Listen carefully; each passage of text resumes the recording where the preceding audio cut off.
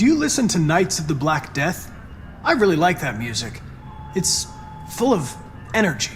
These are the games that had us glued to our screens for the past 12 months. Welcome to WatchMojo.com, and today we'll be counting down our picks for the top 10 best video games of 2018.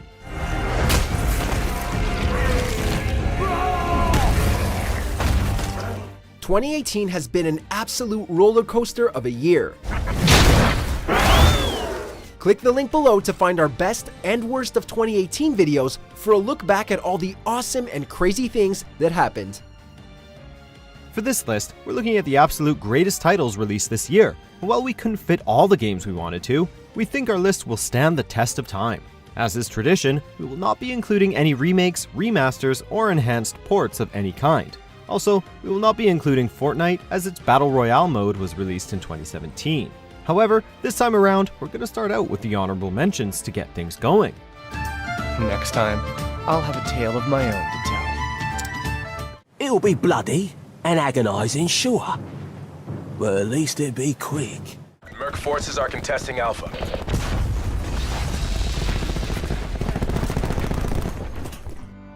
And with that out of the way, here we go. Number 10, Far Cry 5. Everything could be overcome if we embraced an idea. The latest entry in this long-running Ubisoft franchise wasn't just a really fun experience, it changed up its open-world format for the better. There's enough optional quests and tasks, high-powered weapons, vehicles, and enemies in the fictional Hope County, Montana to keep gamers returning long after the story missions are done, and then some. While critics seemed divided over the story, claiming that the main antagonist was a bit flat and dull, the real charm to the Far Cry series has always been about liberating outposts, messing with the local wildlife, and blowing shit up. Check, check, and check. Man, we love Far Cry.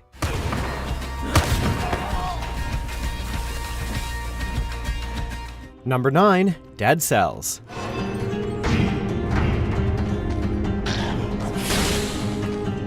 This game's mixture of a roguelike dungeon crawler and Metroidvania action-adventure made a lot of gamers take notice during its time in early access, which helped make its release very successful. For fans of the Dark Souls series and those looking for a challenge, this is a 2D actioner that just cannot be missed. As a literal collection of dead cells, gamers explore procedurally generated levels, fighting the undead within, while collecting cells that are used as an in-game currency to level up one's character similar to the Souls games. And yep, you guessed it. Upon dying, you lose your cells and have to start over again. Sounds like a frustratingly great time.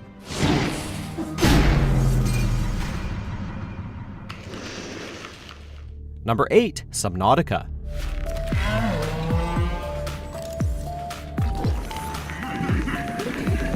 This is an open-world adventure unlike many found in the overcrowded genre nowadays, with a focus on survival, managing resources, and of course, exploring a vast alien ocean. There are no towers to unlock or bad guys to shoot, but there's a lot of cave sulfur to collect. Not to mention the game's story is surprisingly engaging and compelling, especially given how it's conveyed to the player. Trust us that this game is a rare example of a truly fun survival game that'll have you both excited and terrified of what's just beyond the next reef.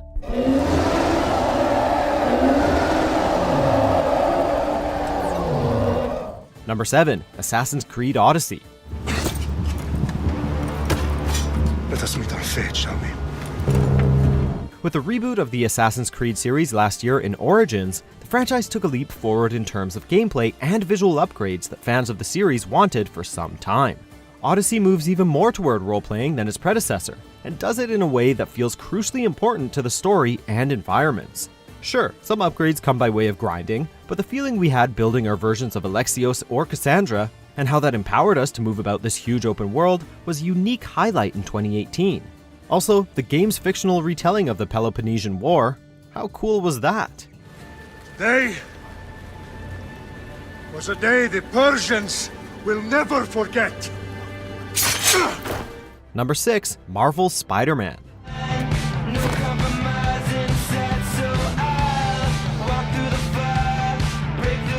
At long last, we have the definitive Spider-Man game that fans have wanted since the days of Spider-Man 2. Swinging through the streets of New York City as Spidey has never felt better, and playing as Peter Parker was also surprisingly satisfying due to his relatable story, and addition of puzzles that greatly switches up the pace.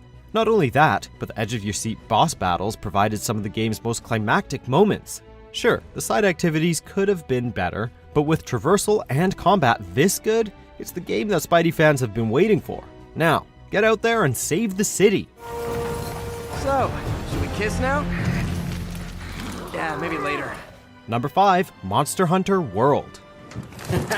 To the A-list! And the commission!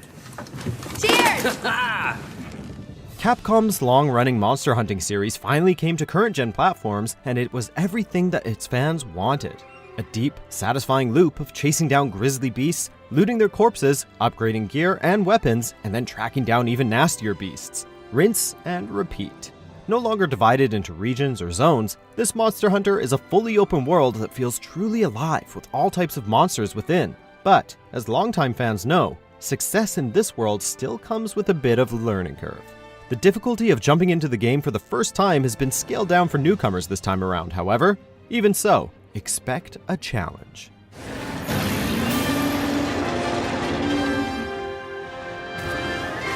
Number 4, Super Smash Bros. Ultimate. 2, 1, go!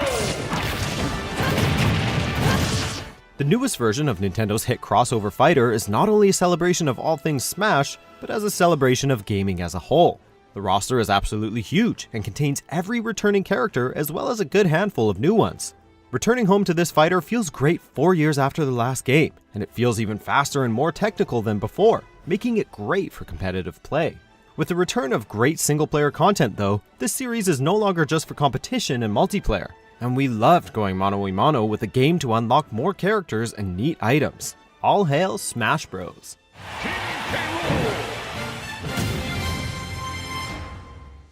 Number 3, Celeste.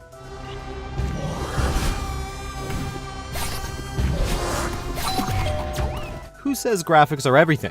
There's always plenty of room for super tight gameplay, fantastic soundtrack, and a deeply original story. And luckily, Celeste checks off all 3 boxes to become one of the best 2D platformers ever made. Madeline's struggle to climb Celeste Mountain, while dealing with her own anxiety issues and inner demons, is an emotional journey that we weren't expecting to be handled so incredibly well for such a tricky subject. Plus, the challenging yet well-designed stages really nail the game's themes of overcoming adversity. It's one thing to have a fantastic story and gameplay, it's another to have these elements complement each other so well.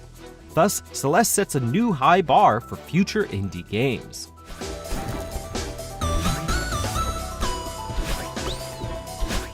Number 2, God of War. Might.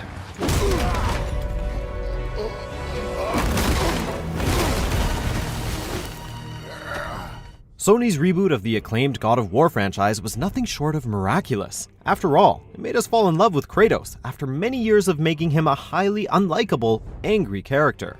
Backed by Norse mythology this time around, this game tells a tender, dynamic tale of Kratos and Atreus' emotional journey about fathers and sons, loves and losses, and new beginnings. All backed up by tighter combat and a jaw-dropping Norse world to uncover.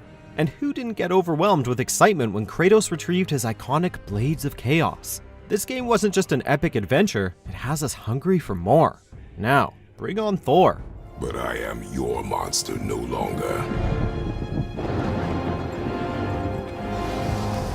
Number 1, Red Dead Redemption 2. Why ain't you never met?